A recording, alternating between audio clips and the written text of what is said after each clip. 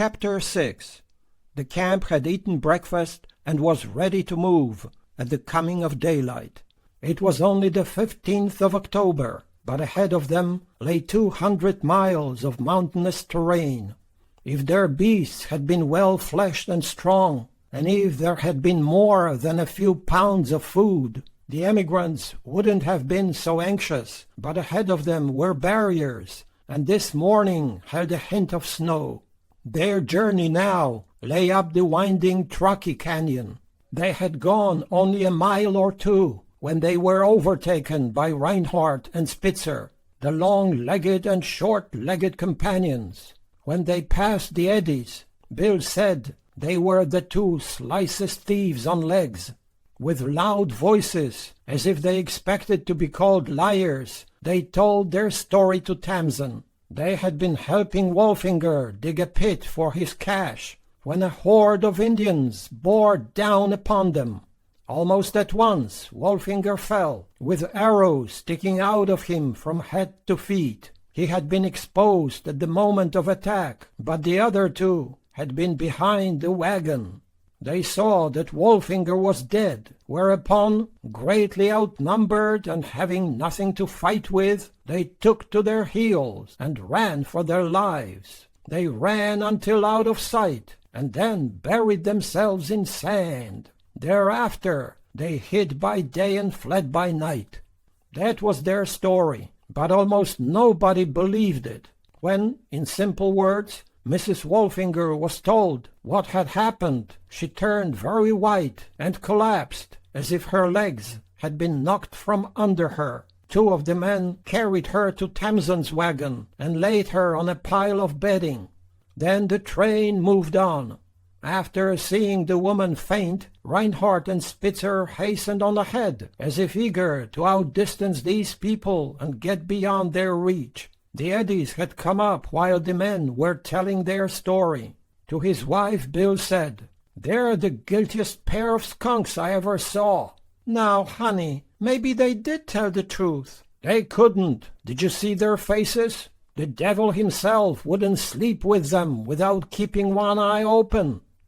It was only 30 miles up the Truckee to the next meadows, but it took the train 4 days to cover this stretch. The canyon was narrow, and the road was strewn with boulders. Beasts fell in their yokes, and only brutal flogging could make them rise.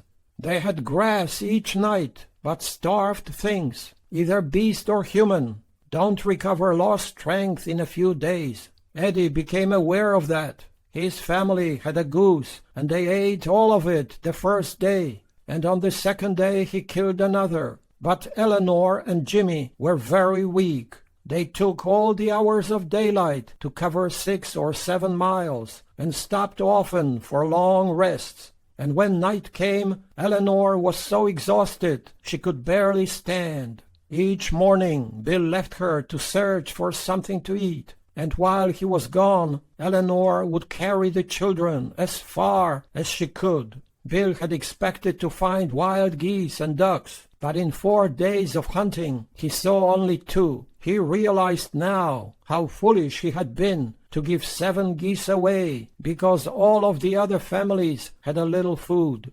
During the last 2 days up this gorge, he and his family had none. "We'll have to gant up and grit our teeth," he said. "I'll starve till my tongue hangs out before I'll ask for food again."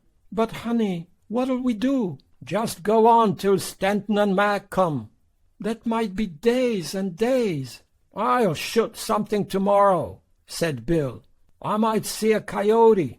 The forenoon of the 19th, the exhausted caravan crossed the river and pulled into the meadows where the city of Reno now stands. The grass was dry but plentiful, and they decided to make camp. An hour later, they were amazed to see 3 men coming across the meadows toward them. They looked like Indians. 2 of them were.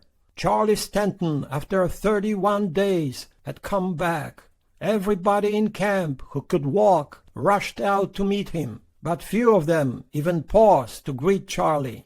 They went to the 7 mules he was leading and laid hands on the packs and smelled of them.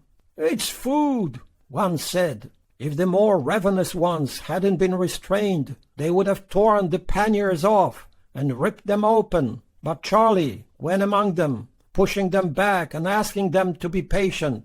"Yes," he said, "it was beef and flour." No, these two Indians were good fellows. They were Catholics and spoke a little Spanish. Snow on the pass? There had been a little when he crossed, but it was melting. Captain Sutter thought the Sierras would be open until the middle of November. While answering the questions poured upon him from all sides, Stanton led the mules to the camp. There Margaret Reed and Harriet McCutcheon grasped his arms. "Yes," Charlie said, "Mac was all right, but had been a little sick and was coming later. Jim Reed and Walt Heron had got through. I'll tell you all about it later. Right now, help me guard this food." Charlie was startled by all the faces gathered round him. They were dirtier and more haggard than when he had seen them last. None of the men had shaved, and Stanton thought he had never seen so many grotesquely unclean and shaggy beards. He knew he had never seen such pale, scrawny children. "Friends, I have about 400 pounds of flour and about 600 of dried beef. That might seem like a lot of food to you, but it won't go far, divided among so many.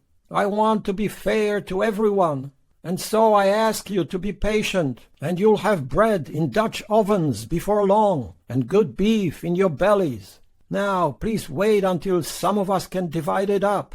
Stanton wanted to learn who had food left, and how much, and who had none, but he soon learned that it was futile to ask. Lizzie Graves said she had no food. Peggy Breen said she had none, and Stanton knew they both lied. Even Tamsen Donner hesitated when he asked the question. "A little, Charlie, not much." Quickly she added, "I'll show you what I have." "No, Tamsen, never mind. I guess we'll have to count the heads and give the same amount to each." Stanton took a census of the camp. Then, assisted by others, he opened the packs and measured out flour and beef. There was a little less than 5 pounds of flour, a little less than 7 of beef for each person. Charlie's portion, and that for the two Indians, he gave into the keeping of Margaret Reed. Some said that nursing babies should not receive any, or at least not so much. But Stanton said he couldn't weigh everybody in camp and give according to size. "If mothers nurse babies," he said, "they need more food, don't they?" As each family received its portions, the members turned away to make a fire and feast. By mid-afternoon, bread was fragrant in a dozen ovens, and a little later children were devouring hunks of it as if it were cake. Some, more wise and thrifty, like Patty Reed, caught the falling morsels in their laps and ate every tiny crumb. They licked their fingers. But some, taught by mothers less frugal, gobbled and wasted and howled for more. This was true of Levinas Murphy's big gawky Landrum. He ate so wolfishly that he choked and had to dash for water. This evening Stanton spent by a fire with the Eddies and Reeds and Tamsen Donner. "Now tell us," said Virginia Reed, "about Daddy. Was he well?"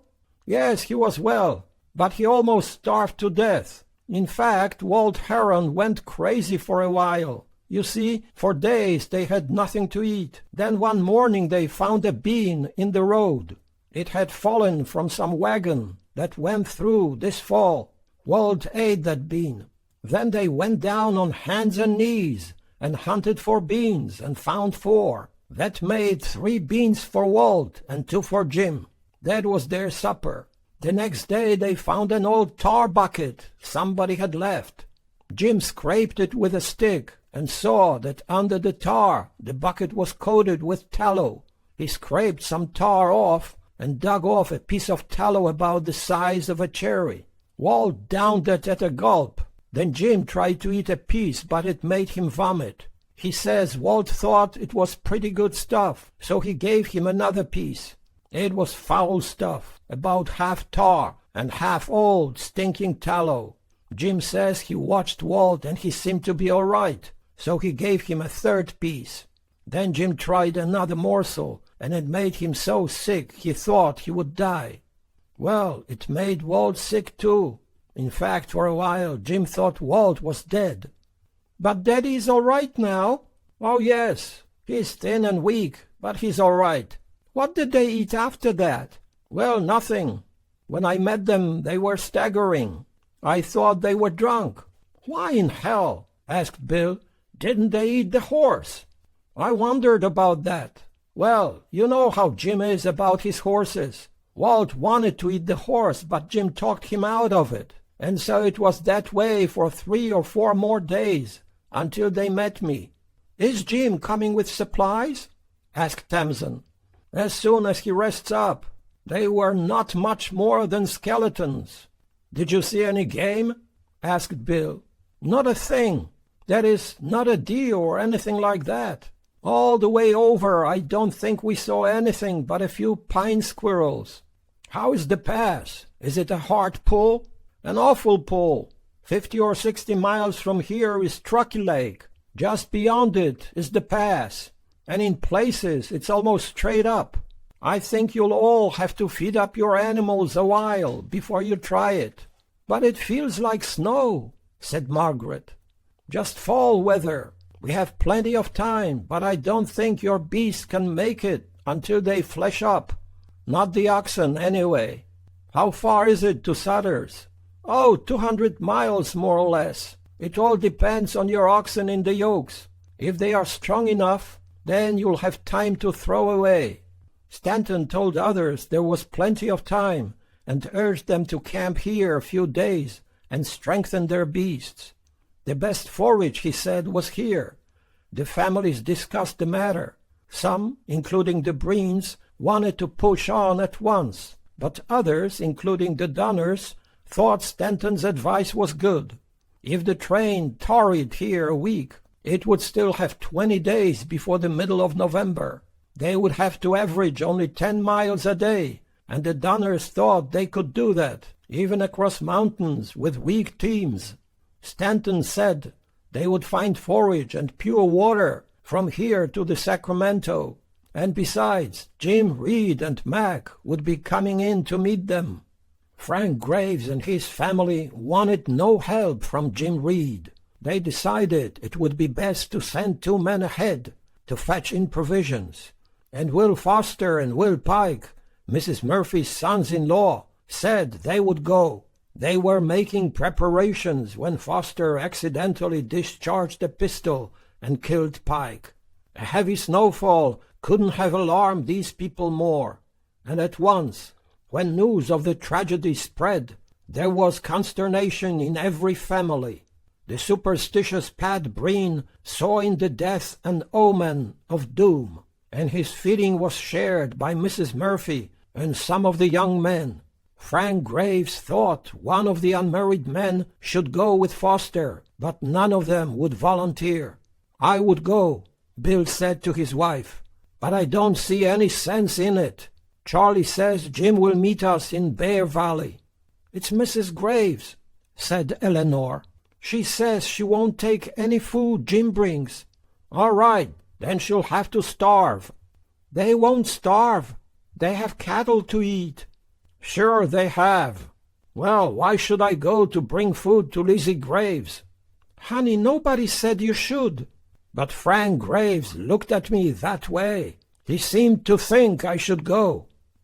Every family with a wagon now set about in desperate haste to repair axles and set iron tires, and while the men labored, the women washed clothes in the river and baked a part of their flour. The morning after Stanton's return was cold and cloudy, with an oppressive sense of impending storm. There was ominous whiteness on the peaks in the southwest. The next day and the next were so wintry that even the cheerful Stanton felt alarm. To anxious questions he always gave the same reply. "But Sutter says there is rarely snow before Thanksgiving, and if any falls it doesn't amount to much. It melts. He has lived by the Sierras for years. He knows about when winter will come, if any man does. Just the same, on the cold, bleak morning of the 25th, Pat Breen had had more than enough of this delay in a meadow. He yoked his beasts and pulled out, with his older sons driving his loose stock ahead of him. A little later, the Kessebergs fell in, and behind them were the Eddies and Reeds and Stanton. Mrs. Reed and her son Tommy rode a mule. Patty and Jimmy rode behind the Indians, and Virginia rode behind Stanton. Stanton led a mule packed with the bedding and supplies belonging to these families. Bill Eddy set his son on another mule, and Eleanor led the beast while Bill, with the babe in his arms, walked at the mule's side to keep his son from falling. The Graves and Murphy families came next, and the Donners, who never allowed anybody to hurry them, brought up the rear. The train went a few miles up the Truckee and camped. Because they had seen no signs of Indians for many days, they didn't post a guard. Just before daylight, the diggers struck again. For 3 weeks, they had never taken their eyes off these people. While the emigrants camped on the meadows, the Indians, behind rocks and trees, had lain on their bellies and watched and waited. Now they crept close to a camp asleep and shot arrows into 19 beasts. The moment the alarm was sounded, Bill Eddy leapt from his bed and ran for Foster's gun. He had no animals to lose, but he wanted to shoot an Indian before this trip was done. In the dusk he slunk away. Taking his position behind a clump of willows, he peered out, knowing that these naked and snake-eating redskins couldn't be far from him. And after a few moments he saw one. The Indian was kneeling upon a precipice that overlooked the river and the camp, and setting an arrow to his bow. Bill supported his rifle in a willow crotch and took careful aim. He fired. With a scream that rang over the camp and burst in echoes over the gorge, the Indian leapt high into the air, as if shot from his own bow, and plunged headlong over the precipice. Bill waited a little while, but he knew the other naked devils would be running for their lives. When he returned to camp, he said he had blown hell and daylight through one of the thieves, but they all knew that because they had heard the scream. Men had fetched the wounded beasts in and were busy cutting around the heads of embedded arrows. Most of the animals struck this time belonged to Breen and Kesseberg. Pat said he would slaughter none of his, even though 2 cows and an ox were badly wounded. After the arrows were cut out, he said he guessed the animals would be all right. This was the last time the diggers came prowling upon this camp. The train went up the gorge several miles, crossing and recrossing the river. This night was cold, with a thin shelf of ice freezing at the river's edge, and the next morning looked more ominous.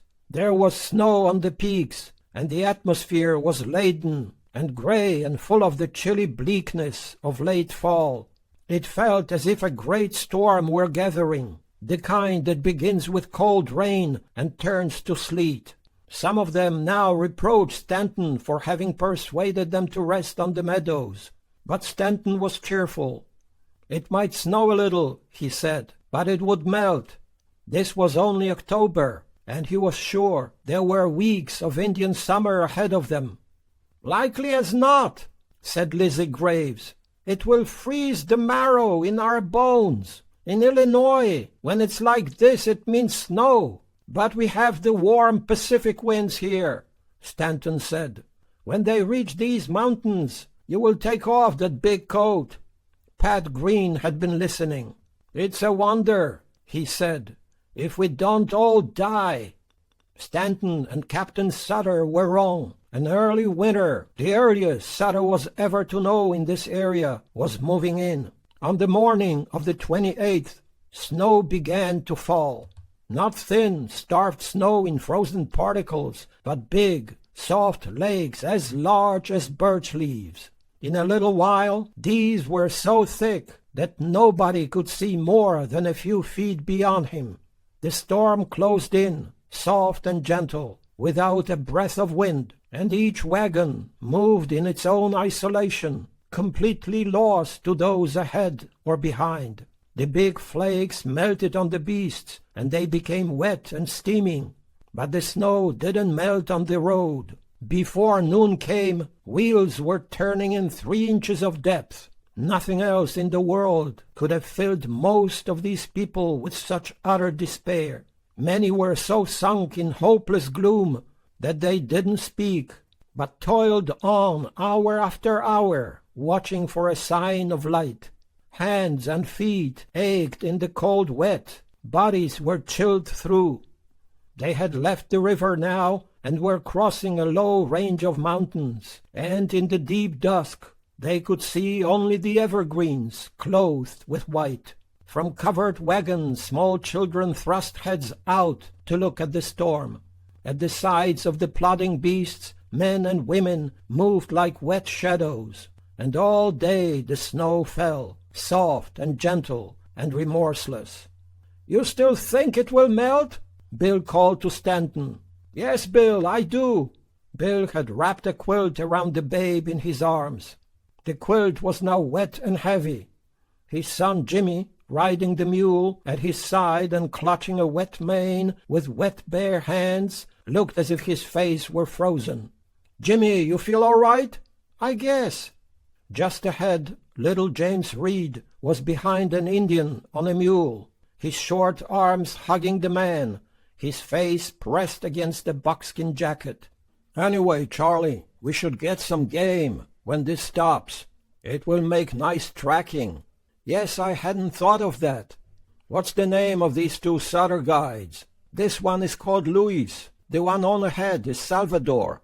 They ought to know if this will melt. Why don't you ask them?" Stanton spoke to Luis.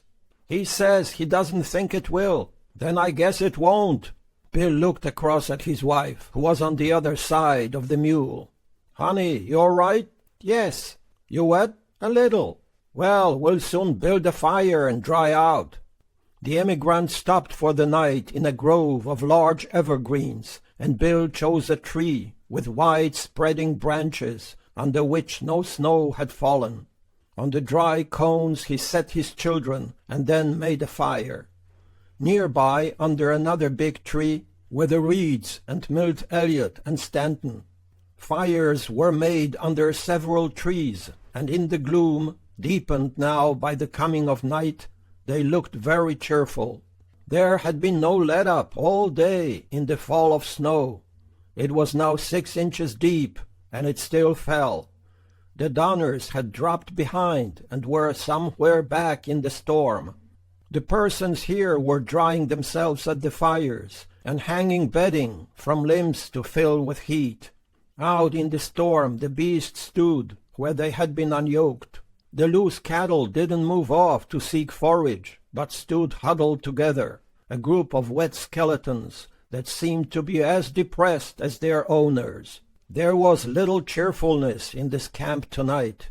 If the snow had not deepened with the coming of darkness, these people might have been hopeful and eager for morning, but for many of them there was nothing to hope for. Back in Iowa and Illinois, snow had usually come on winds. Here it was so soundless in its falling that it was gently and terribly sinister. It came down, not with blustering threat, but with infinite patience, as if quietly assured of its power to bury these mountains and all living things upon them. After the eddies had dried and warmed themselves, Bill opened their small store of provisions. The Reeds and the 2 men with them were eating. "We are having steak," Bill called to them. "Thick-top sirloin, as juicy as a peach." "That's right," Stanton said.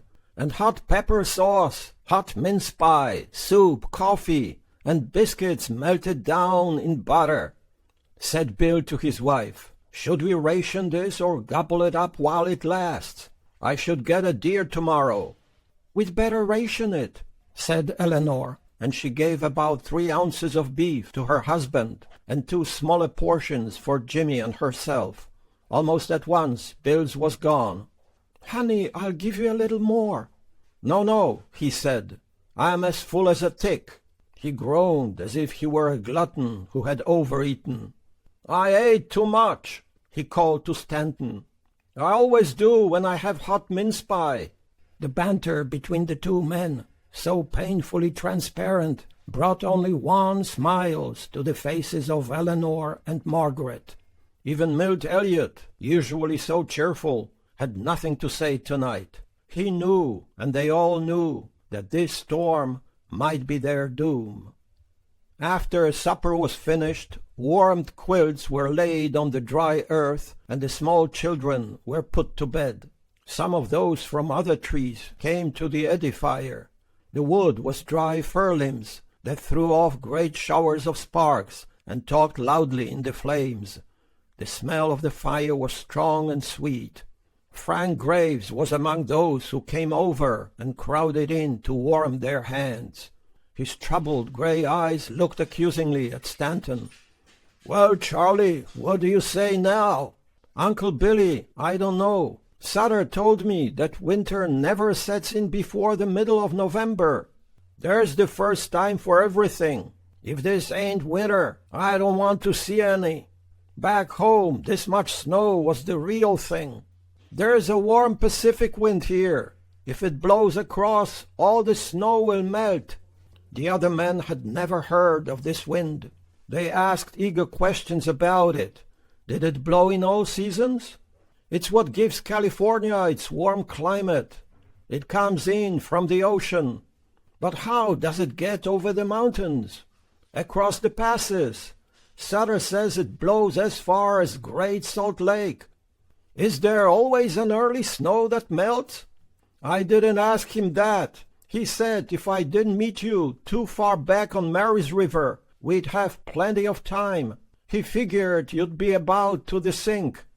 Graves looked out at the storm, remembering his winters in the Vermont mountains. "I hope Sutter is right. If he ain't, then God help us. This will be a foot deep in the morning." "And how deep on the mountains?" asked another. 2 feet. "Not that much," said Stanton. "We're about 7,000 feet up now." "And how high is the pass we cross?" "Only a few 100 feet above us." "Then do we go down?" "Up and down. But most of the way we follow valleys and rivers." "If it quits tonight," said Frank Graves, "maybe we'll make it. But I don't know what our animals will eat." After they had all gone back to their fires, Eleanor asked, "Do you think Charlie's right?" "No." "I mean about the winds and melting." "No, honey, I don't. It's too damned cold for anything to melt." "Bill, if it doesn't melt—" "We'll make it," said Billy quickly. "We have to, that's all." "But we can't do the impossible." "Sometimes," said Bill. "Men do. This is our time." Without removing their clothes, they crawled under the quilts. There was only one thin blanket under them, and when they lay down, Bill could feel big cones and sharp pieces of twig. He left the bed and reached under from all sides to level the earth. Then, with the children between them, they lay to sleep, and Bill reached across to clasp his wife's hand. He faced the storm and looked out. He could see the dying fires and the beasts huddled like deeper shadows in the gloom. Above him was a swirling wilderness of descending flakes.